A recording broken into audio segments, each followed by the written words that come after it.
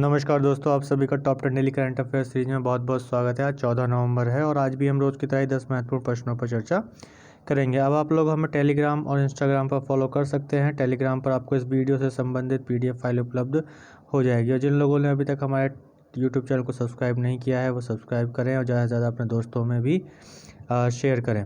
तो चलते हैं कल के वीडियो के अंदर पूछे गए प्रश्न पर। तो कल के वीडियो के अंदर पूछा गया प्रश्न कुछ इस प्रकार था कि 2020 का फ्रेंच ओपन खिताब वर्ष 2020 का फ्रेंच ओपन खिताब निम्न में से किसने जीता। ऑप्शन थे हमारे पास नोवाक जोकोविच, ईगा स्विएटेक, मारिया शारापोवा या इनमें से कोई नहीं। तो इसका आंसर है ईगा स्विएटेक। ये पहली महिला रही पोलैंड की जिन्होंने ग्रैंड स्लैम में फ्रेंच ओपन जीता है या ग्रैंड स्लैम का खिताब जीता है। तो चलते हैं आज के हमारे पहले प्रश्न पर। तो आज का हमारा पहला प्रश्न है कि प्रधानमंत्री नरेंद्र मोदी ने किस देश के प्रधानमंत्री के साथ 17वें आसियान भारत शिखर सम्मेलन की सह अध्यक्षता की है।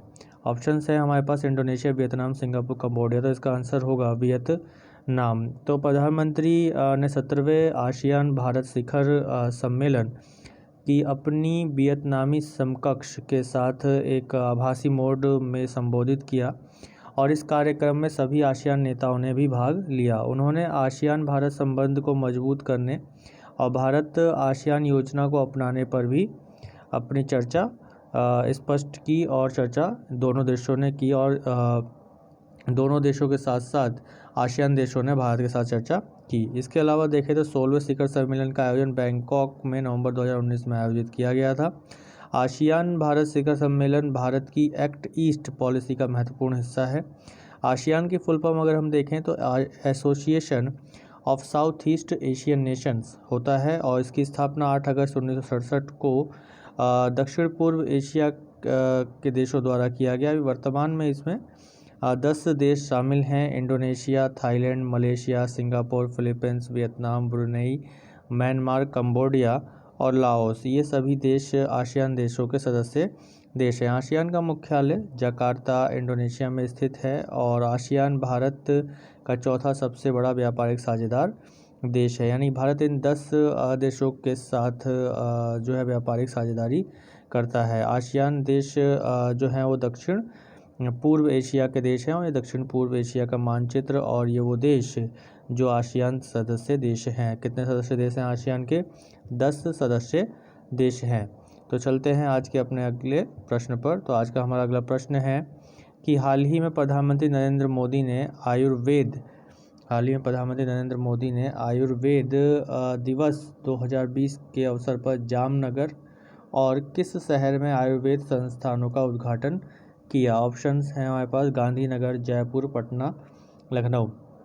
तो इसका आंसर होगा जयपुर। 5वें आयुर्वेद दिवस के अवसर पर प्रधानमंत्री ने आयुर्वेद शिक्षण और अनुसंधान संस्थान का उद्घाटन जामनगर में किया और इसके साथ ही यदि हम देखें तो राष्ट्रीय आयुर्वेद संस्थान का जो उद्घाटन है वो जयपुर में किया गया।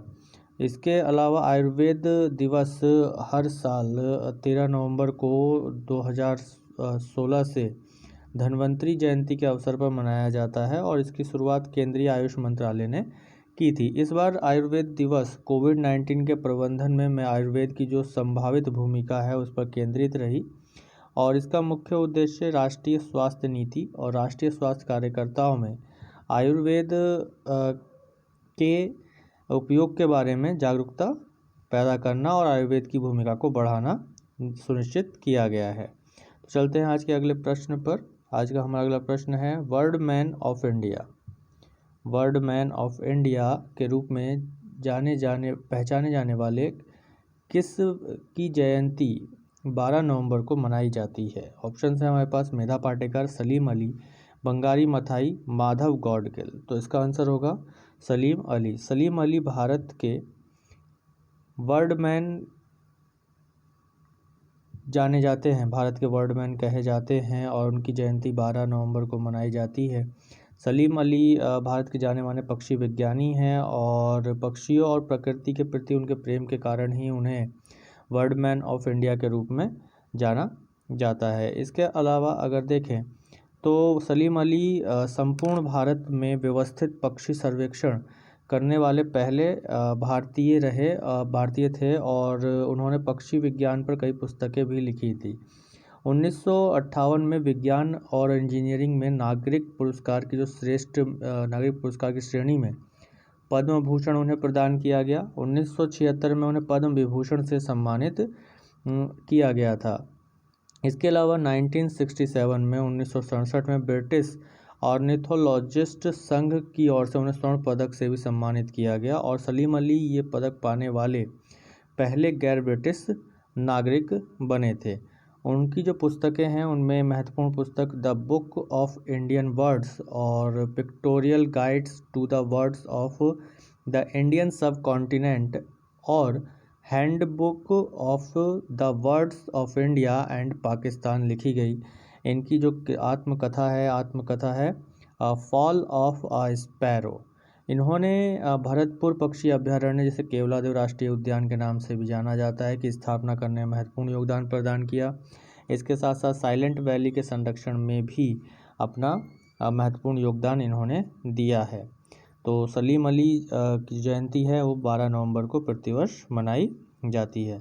चलते हैं अगले प्रश्न पर। तो आज का हमारा अगला प्रश्न है, हाल ही में किस देश के प्रधानमंत्री प्रिंस खलीफा बिन सलमान अल खलीफा का निधन हो गया?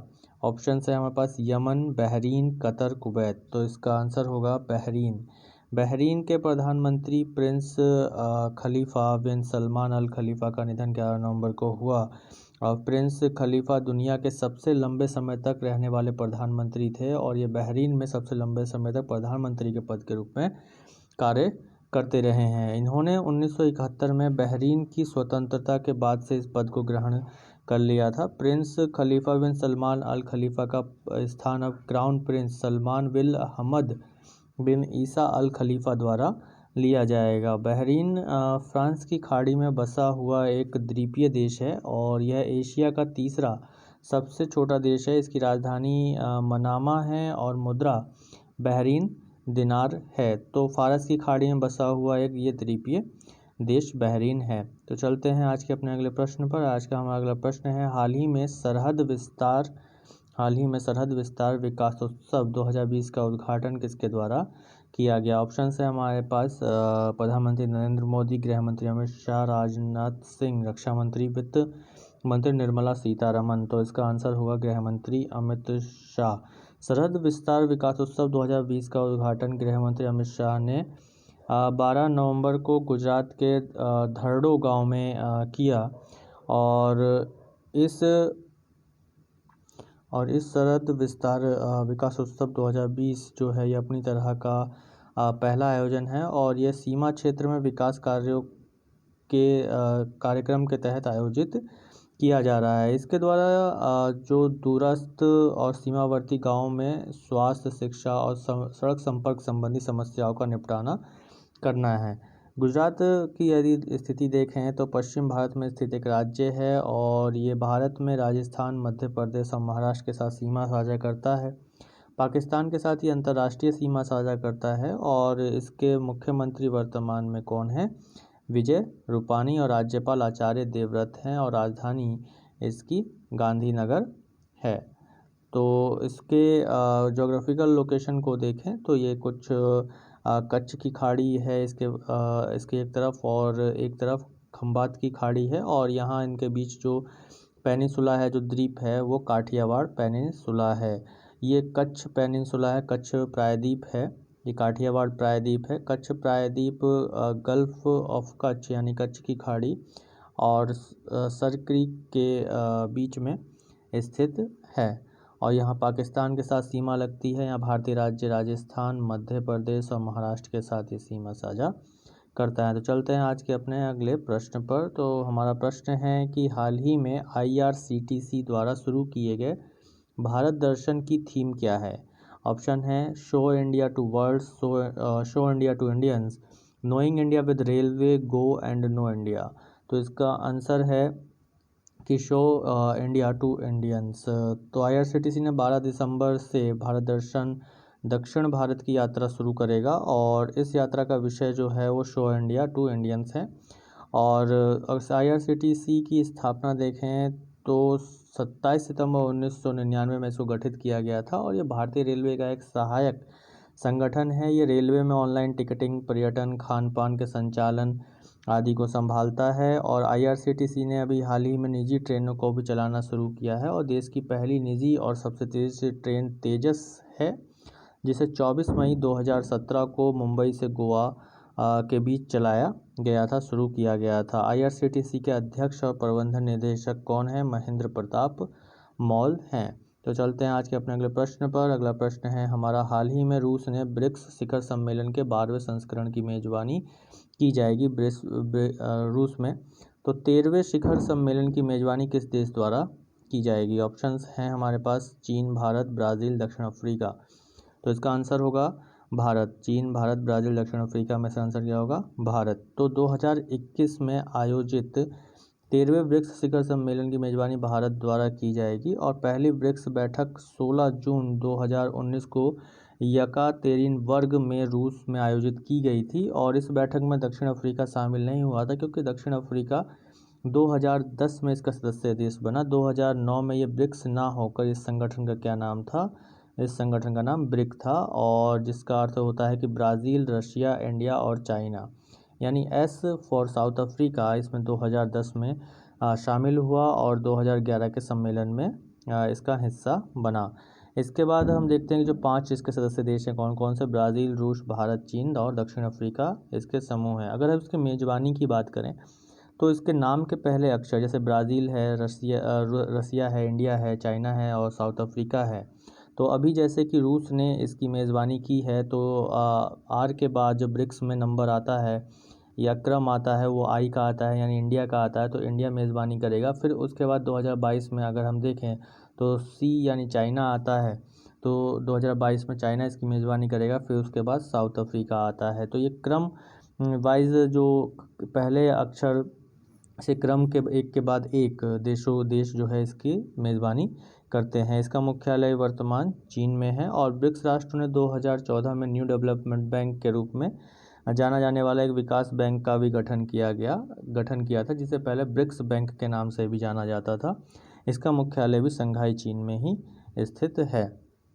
तो चलते हैं अपने आज के अगले प्रश्न पर। हमारा अगला प्रश्न है कि हाल ही में कौन दुनिया का पहला 6G उपग्रह लॉन्च करने वाला देश बना? 6G उपग्रह लॉन्च करने वाला देश बना। ऑप्शन है जापान, चीन, अमेरिका, इजराइल। तो इसका आंसर होगा चीन। चीन जो है 6G लॉन्च करने वाला पहला देश बना और ये एशिया महाद्वीप का एक देश है और ये भारत के लद्दाख, हिमाचल प्रदेश, उत्तराखंड और सिक्किम और उसके साथ साथ अरुणाचल प्रदेश के साथ अंतर्राष्ट्रीय सीमा साझा करता है। इसके अलावा चीन की राजधानी बीजिंग है, राष्ट्रपति शी जिनपिंग है और मुद्रा इसकी रेनमेबी इसकी मुद्रा है, चीन की मुद्रा है। इसके अलावा अगर चीन देखें तो चीन अन्य जो अंतर्राष्ट्रीय सीमा साझा करता है किन देशों के साथ? रूस, Mongolia, Kazakhstan, Kyrgyzstan, Tajikistan, Afghanistan, Nepal, Bhutan, Bharat के साथ तो करता ही है, म्यांमार, वियतनाम और उत्तर कोरिया के साथ ये सीमा साझा करता है। तो चलते हैं आज के अपने अगले प्रश्न पर। आज का हमारा अगला प्रश्न है कि हाल ही में जारी हारून इंडिया की वर्ष 2020 की रिपोर्ट के अनुसार कौन सबसे दानवीर भारतीय हैं बने?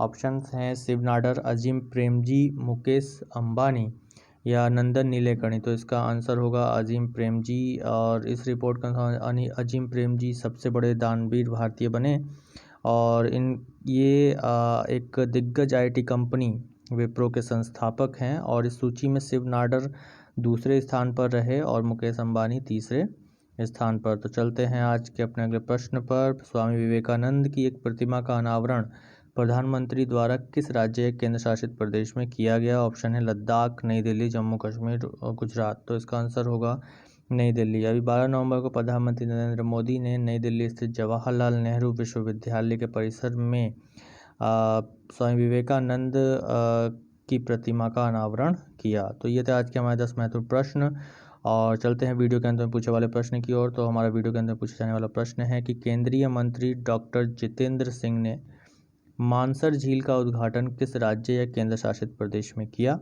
है। ऑप्शंस है राजस्थान, जम्मू कश्मीर, चंडीगढ़, उत्तर प्रदेश। तो इसका आंसर आप सभी को कमेंट बॉक्स में ज़रूर देना है। वीडियो आपको अच्छी लगी हो तो सब्सक्राइब कीजिएगा, जिन्होंने अभी तक सब्सक्राइब नहीं किया है बेल आइकन को प्रेस जरूर कीजिएगा और अपने दोस्तों में ज़्यादा से ज़्यादा शेयर जरूर कीजिएगा। और इस वीडियो की PDF फाइल के लिए आप लोग हमें टेलीग्राम पर फॉलो कर सकते हैं, ज्वाइन कर सकते हैं। वहाँ पर डेली करंट अफेयर सीरीज़ की PDF फाइल आपको उपलब्ध हो जाया करेगी। धन्यवाद।